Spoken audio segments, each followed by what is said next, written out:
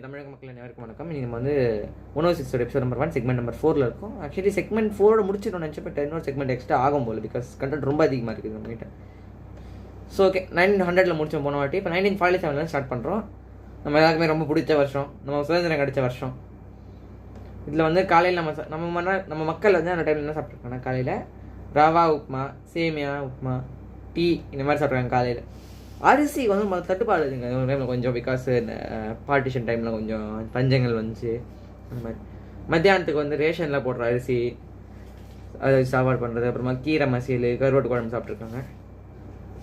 நைட்டுக்கு வந்து கோதுமை தோசை, கஞ்சி அப்படி சாப்பிட்டு தூங்கியிருக்காங்க. அப்புறமா ஸ்நாக்ஸுக்கு வந்து கடலை மிட்டாய், எள்ளு உருண்டை, பொரி உருண்டை, டீ கடையில் கிடையாது பிஸ்கெட்டு, இதெல்லாம் இப்போ தான் வந்து வந்துருக்கு நம்ம இதுக்குள்ளே.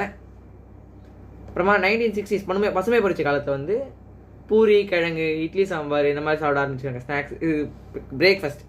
இட்லி, சாம்பார், தோசைன்றது ஒன்ஸ் அது எப்போ நம்ம வந்து சொல்ல ஆரம்பிச்சோமோ 1700 சொல்லணும்ல, அப்போத்துலேருந்து எல்லாத்துலேயுமே காமனாக தான் இருக்கும். நான் சொல்லன்னு யாரும் வந்து இல்லைன்னு நினச்சிக்காதீங்க, இருக்கும். அடுத்தது வந்து மத்தியானத்துக்கு வந்து ஒயிட் ரைஸு, அதுக்கு சாம்பார் வச்சு இந்த மீன் குழம்பு வச்சு சாப்பிட்றதுலாம் இருக்குது.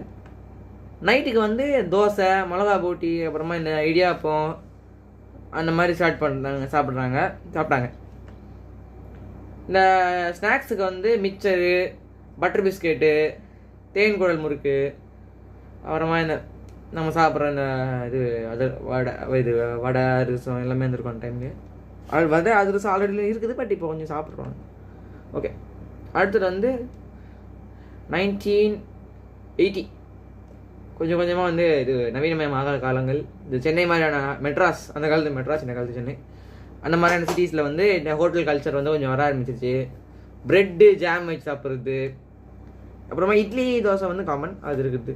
அந்த மாதிரி ஸ்டார்ட் ஆகுது. ப்ரெட் ஜாமு, ஹோட்டலில் சாப்பிட்றது, காலையில் ஹோட்டலில் டிஃபன் சாப்பிட்றது. அந்த மாதிரி அப்புறம் மத்தியான சாப்பாட்டுக்கு வந்து இந்த டிஃபன் பாக்ஸ் எடுத்துன்னு போகிற கலாச்சாரம் வந்துருச்சு. எலுமிச்சை சாதம், புளி சாதம் மாதிரி கெட்டு போகாத ஃபுட் எடுத்துன்னு போகிறது. அப்புறமா இந்த பிரியாணி வந்து அப்போ தான் பிரபலமாக ஆரம்பிச்சிருக்குது. அப்புறம் நைட்டுக்கு வந்து இந்த பரோட்டா, சால்னா, முட்டை தோசை இதெல்லாம் ஃபேமஸ் ஆகிடுச்சு கொஞ்சம்.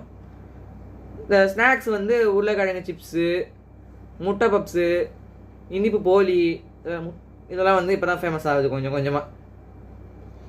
ஓகே, இந்த செக்மெண்ட் இதோட முடிச்சிடறோம். நம்ம வந்து 1990 அடுத்த செக்மெண்ட்டில் கண்டினியூ பண்ணுவோம். செக்மெண்ட் 5 அது வந்து. அது வரைக்கும் நன்றி, வணக்கம்.